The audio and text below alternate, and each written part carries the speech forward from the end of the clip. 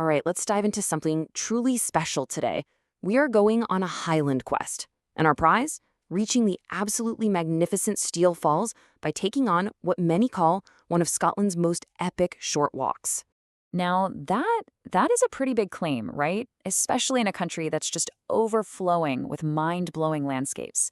But trust me, this trail is so much more than a simple walk. It's a full-blown adventure, all packed into just a few kilometers. And we're about to find out exactly what makes it so legendary. So, our destination is Steall Falls, or if you want to use its Gaelic name, Steall Bàn. And I love this. It translates poetically to the White Spout. It's this spectacular hidden gem tucked away deep inside Glen Nevis, just waiting for anyone who's willing to take on the challenge to come and find it. And the scale we're talking about here is just breathtaking. Get this, it's a single sheer drop of 120 meters. That's nearly 400 feet. It makes it the second highest waterfall in all of Scotland. It is just a raw, powerful display of nature's force. The location itself is, and I mean this literally, legendary. The falls are just a stone's throw from Fort William, set in this jaw-dropping glen that was carved out by glaciers ages ago.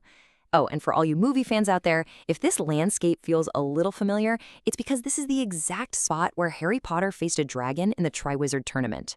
A truly magical setting for sure. Okay, so like any great quest, this one needs a bit of preparation. You can't just show up. Honestly, just getting to the falls is an adventure in its own right, and planning ahead is absolutely the key to making it a successful one. Your first big choice is which path to take. It's kind of like a choose-your-own-adventure. The short route, which is the more popular one, is about 3.5 kilometers through the super dramatic Nevis Gorge. But if you've got more time, there's a longer, much quieter trail that takes you along the riverside.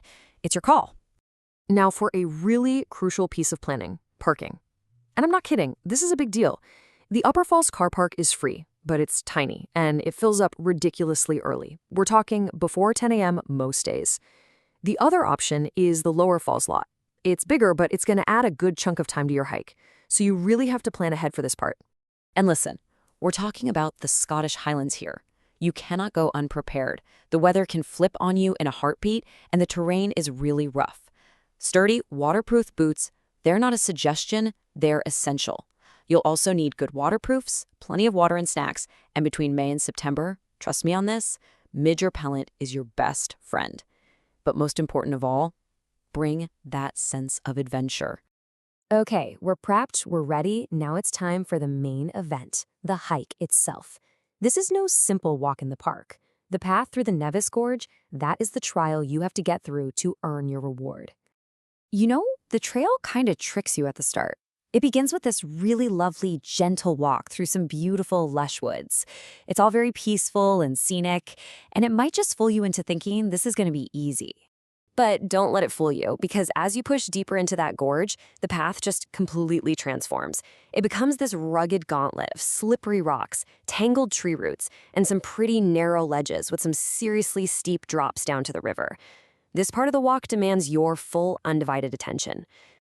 And look, I'm not just being dramatic. This quote is taken word for word from the warning signs you'll see on the trail. It's a very stark reminder that this path can be treacherous, especially when it's wet. Staying focused is absolutely crucial. And while it's not like you're climbing a massive mountain, you're still going to gain about 220 meters in elevation. When you combine that with the super uneven ground, it makes for a proper hike that's going to get your heart pumping and really test your balance.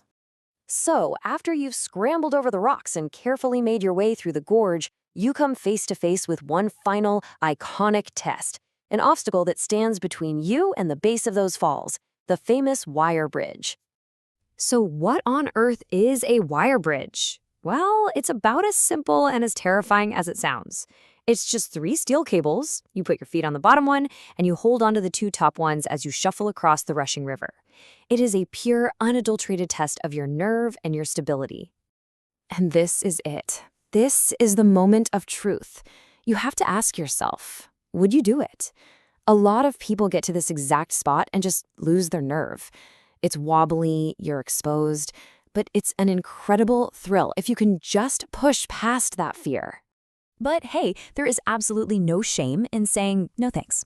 If the bridge is just too much, or if you're lucky and the water level is low, you do have another option. You can just wade across the river a bit further upstream. There's always a way to get to that prize. So whether you braved the bridge or waded through the river, you've made it.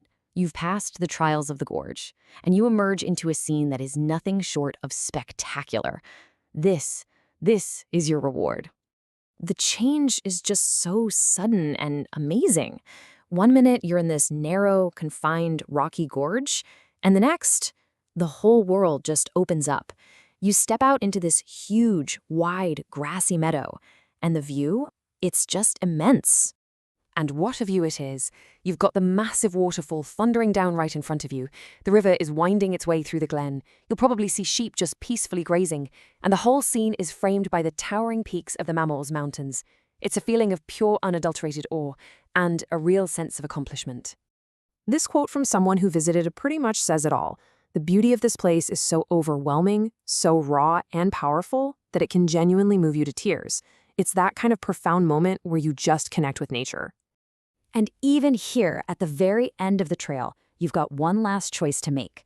Do you stand back and just soak in the entire panoramic view?